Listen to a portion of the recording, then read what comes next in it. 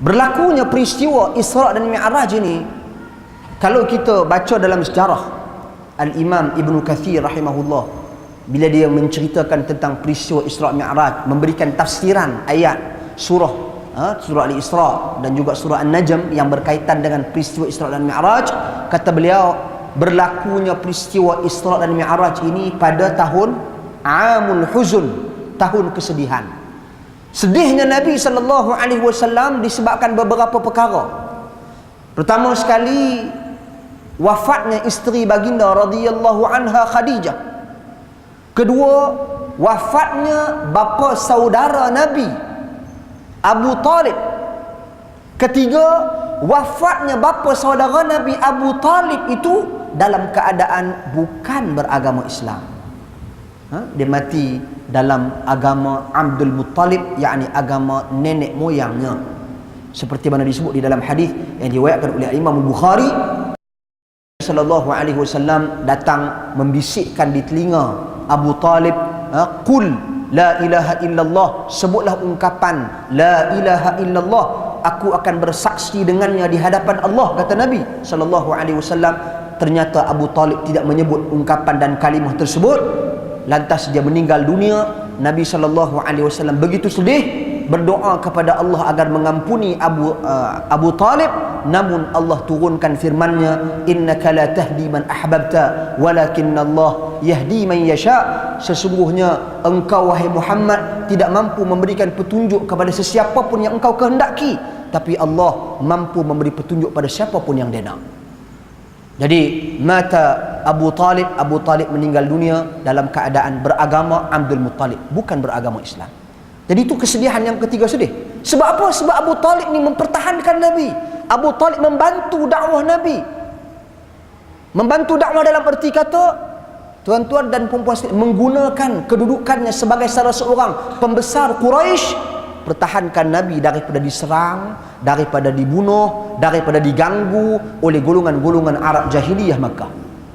Itu peranan dan tugas Abu Talib, tuan-tuan dan puan sekalian. Jadi Nabi sangat sedih. Sebab apa? Sebab mati bukan dalam agama Islam seperti mana yang Nabi impikan.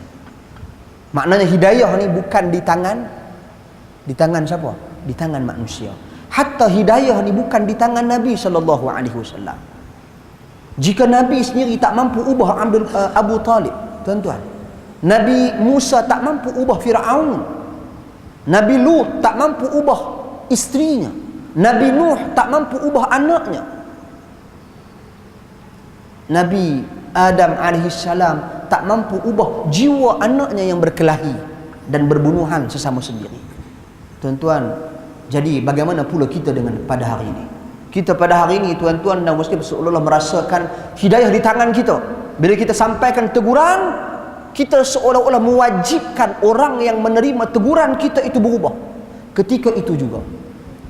Jadi ini satu penyakit yang cukup serius, tuan-tuan dan puan-puan sekalian. Sedangkan hidayah adalah milik Allah Subhanahu wa taala.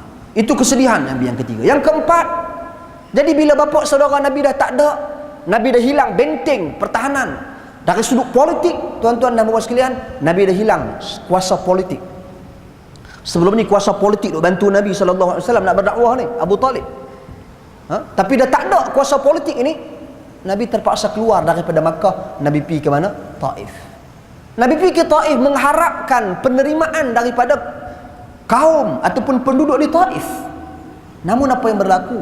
Tuan-tuan dan puan-puan sekalian, Nabi SAW dilontar dengan batu, disambut dengan batu, disambut dengan penghinaan.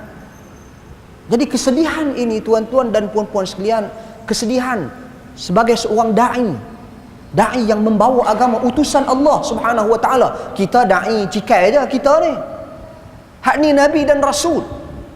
Yunus alaihi salam, ketika mana Allah cerita tentang beliau alaihi salam, baginda alaihi salam lari meninggalkan kaumnya sebab dah kecewa dan berputus asa. Tuan-tuan, maka untuk melunakkan, menenangkan dan mengamankan jiwa Nabi sallallahu alaihi wasallam, Allah angkat Nabi ke langit.